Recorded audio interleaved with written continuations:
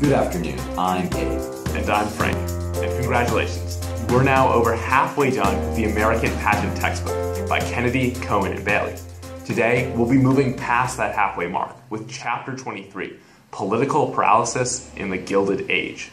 Abe, want to start us off? Gladly. After the Civil War, population in America continued to increase drastically. However, at the same time, America was also riddled with speculation, graft, and disillusionment.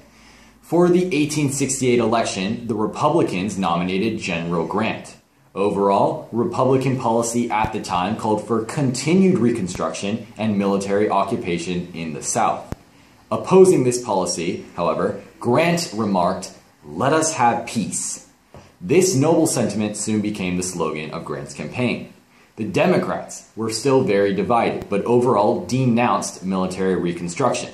Eastern Democrats called for federal war bonds to be redeemed in gold, and Midwestern Democrats advocated the Ohio idea, calling for war bonds to be redeemed with greenbacks. Ultimately, the Democrats nominated Horatio Seymour, who rejected the Ohio idea of Midwestern Democrats. Republicans during the campaign were waving the bloody shirt, that is, reviving Civil War memories, in order to garner support for Grant. And Grant eventually did win the 1868 election against Seymour, since around 500,000 former slaves gave Grant their vote.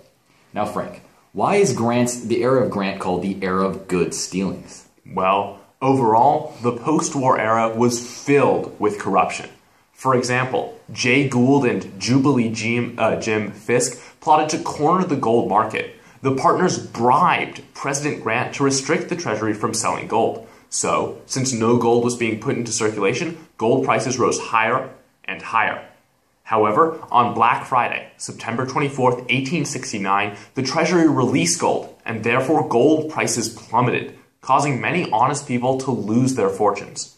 Another example of corruption is the Tweed Ring, which used graft and bribery to swindle almost $200 million away from American taxpayers.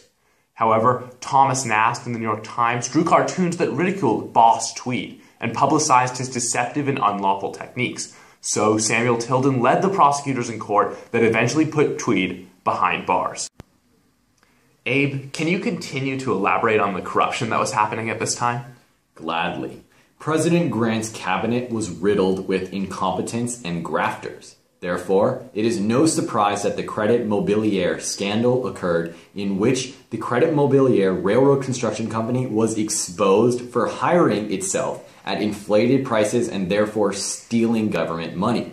As a result, 1, there was a shocking revelation that the Vice President of the United States himself had accepted some of the bribes, and 2 congressmen were formally censured. Likewise, in 1874, the so-called whiskey ring stole millions from the Treasury in the form of excise tax revenues, and William Belknap, the Secretary of War, had to resign after he was caught accepting bribes from suppliers to Indian reservations. But Frank, were there any new political parties during this time? Absolutely. By the time 1872 rolled around, the American people were getting fed up with Grant, and opponents under Horace Greeley organized the Liberal Republican Party. Greeley was supported by the Democratic Party because he wanted to end Reconstruction in the South. The presidential race devolved into a mudslinging contest, Greeley being called an atheist and a vegetarian, and Grant being ridiculed as a drunkard and a swindler. In the end, however, Grant won.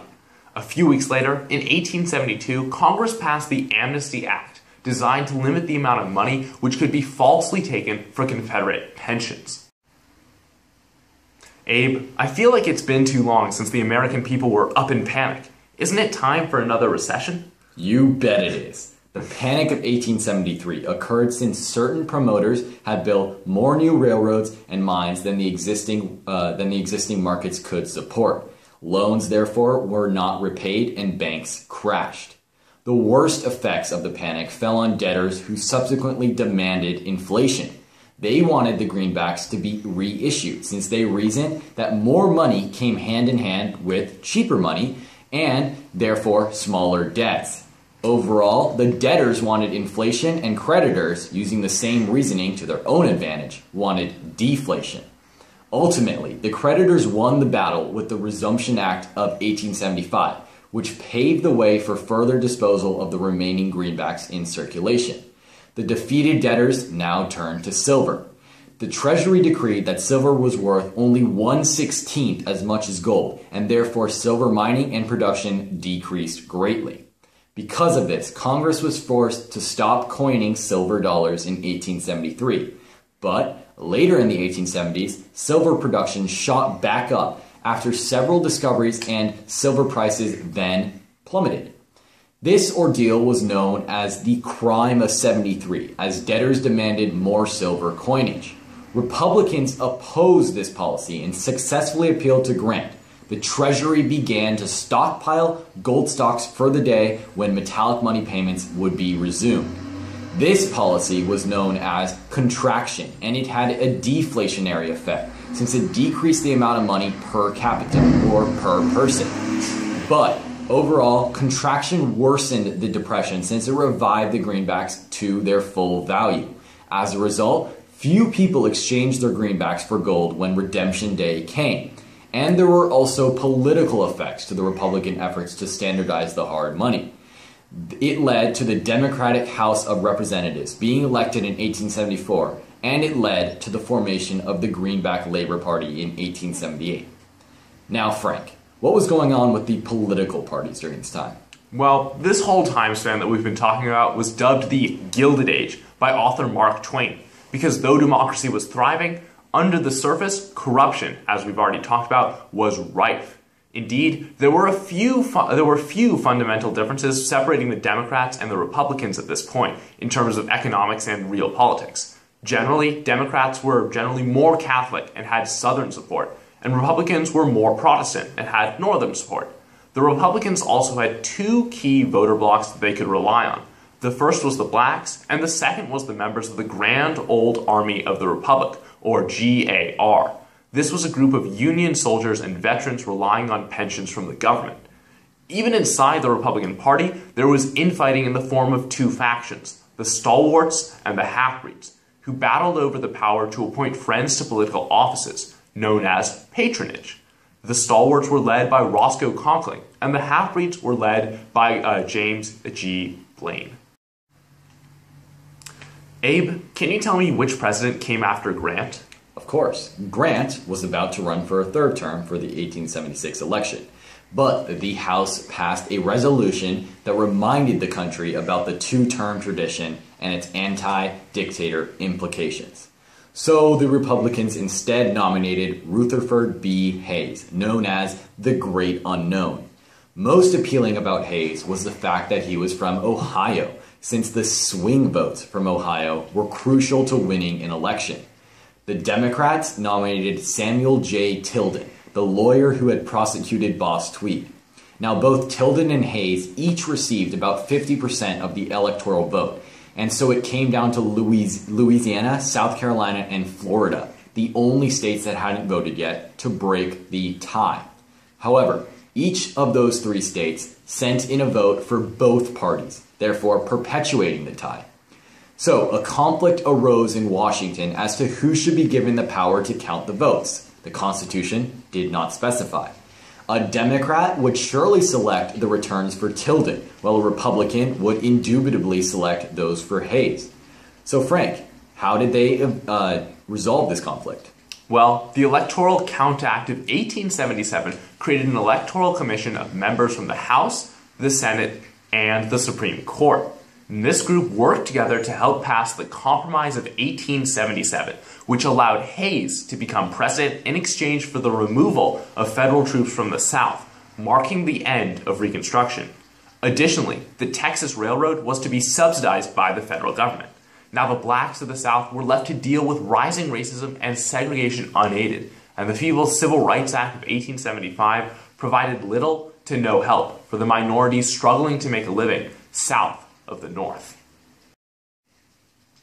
Abe, what was the social scenario like in the South at this time? All right. Overall, Reconstruction in the South had officially ended. Redeemers, or the white Democrats, seized political power, and any black who attempted to assert his right would suffer unemployment and physical harm.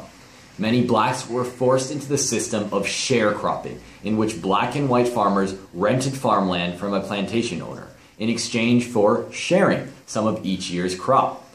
However, landowners manipulated the system and forced the farmers into perpetual debt.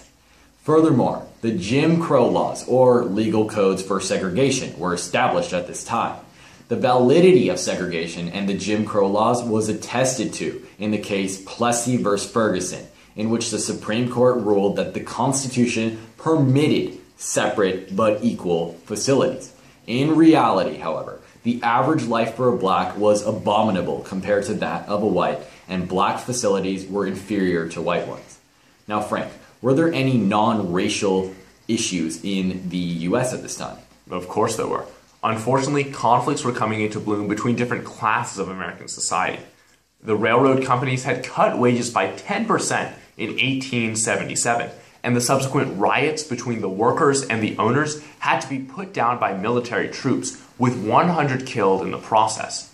Meanwhile, violence was on the rise between the Chinese and Irish immigrants, with Dennis Kearney inciting violence against them in cities like San Francisco.